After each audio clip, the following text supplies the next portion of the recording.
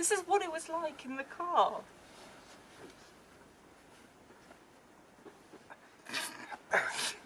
But bum coming up, bum coming up. Oh.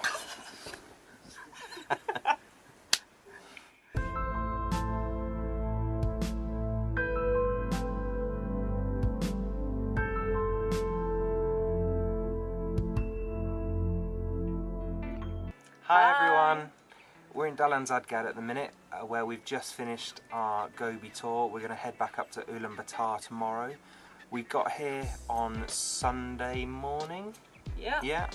Where we arrived really early, so we walked through Ulaanbaatar instead of getting a taxi, which we're really glad we did, because you get a good feel about where you are. Nice to have a little bit of fresh air after quite a warm train journey. Arrived at our hostel after getting a little bit lost, but the guy from Denister Nomads helped us out a lot. So the hostel's really nice. We met some really nice people there. A couple of Germans, one guy from Afghanistan and a couple of French people, all with very different stories and all looking to do the same thing here in Mongolia. So we left the next morning to go on our trip. We booked a tour through Travel Gobi Mongolia. We were picked up early in the morning and taken to the bus station. We decided to take the bus really because it's a really cheap option. There is a plane to Dalansad, but it was an 8-hour trip, was that right?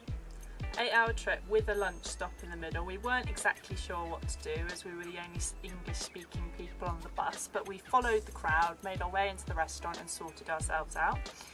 The trip was actually really good ever since they built the new road.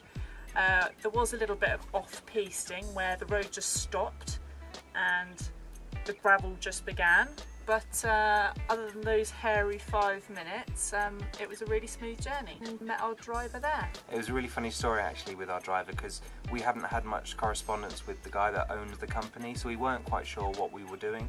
So we literally got dumped at the bus station. We just stood there looking like a bit like idiots. It's low season here, so we were the only tourists around. But eventually our driver did turn up and we made our way to this guest house, which is actually his former home.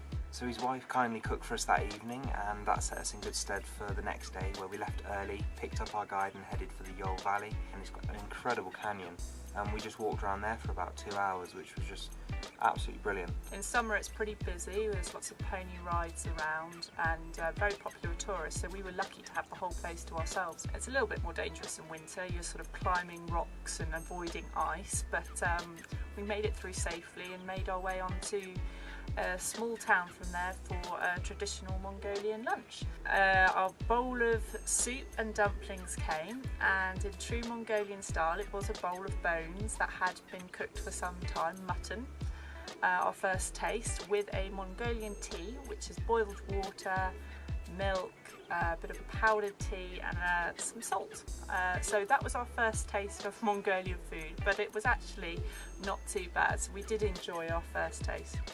So after the meal we set off to our ger, where we were staying with a family in the middle of the desert next to the Congo sand dunes. We had a long journey, I think it was like 3.5 hours, and quite bumpy. I think the best way to simulate what we experienced was to go down to your local supermarket, borrow a shopping trolley and have a friend push you down a cobbled street at about 30 miles an hour. I think that's probably the closest we can get. For 3.5 hours. I mean, it's the desert, what do you expect? So we got there, we were happy to obviously get out of the car. We had a little bit of walk around at certain stops anyway, but the temperature was just incredible. It dropped very quickly, and we walked in darkness actually to meet the family who showed us this ger which they had set up, and we stayed there and it was absolutely brilliant. The next morning we were going for our camel ride. We set off at 9 o'clock and I was a little bit nervous because I heard that camel rides were super uncomfortable. Just over 2.5 hours the camel ride, and actually it was a really warm and comfortable ride. We had a really good time, the sun was shining and it wasn't as cold as we thought it was going to be. I named my camel Caramel and he did a really good job. Luke? I named mine Diana because the hair was fantastic. I like Diana Ross. The best part about coming in winter is that you get to see their extra thick coats that they've got and the huge humps on their back. So as we were heading back to the camp on the camels, the guy that was leading us decided that, you know what, we'll go for a run, and running along we're just being thrown up and down, and once the first time I didn't know we were doing it, but after that you kind of sat upright, properly did it, and you know the old riding lessons came flooding back. But it was really good fun actually, running quite fast on them, and you know I could have done the whole 2 hours running actually. In the afternoon, Luke chose to go for a walk up the sand dunes with our guide, and I decided to stay in the Gare and have a bit of a relax. So the walk that Chloe's talking about is a 300-metre high, really steep sand dune, which is among the highest in the Gobi, so quite a walk. But anyway, so I went off with my guide. She walks alongside me for the first 50 metres and basically said, "Are you okay to go on your own? I don't really want to." And it was really tough. It took me an hour and a half to get to the top. It was really nice to be able to achieve that and get to the top, and the view just absolutely breathtaking. I mean, I was breathless anyway, but when I went over the top of that sand dune, just the other side was just absolutely incredible, and yeah, something not to be missed. So when I came back, I walked through into the Gare, and obviously I was expecting to see Chloe fast asleep, obviously snoring away, and actually walked through the door and there's Chloe in the room with a Mongolian family all crowded around her. I mean, I don't speak any Mongolian. There's not much we could say to each other, but photos are quite a nice way to share your experiences. So we shared our various travel pictures, most importantly, pictures of my family. So they really appreciated seeing all of you.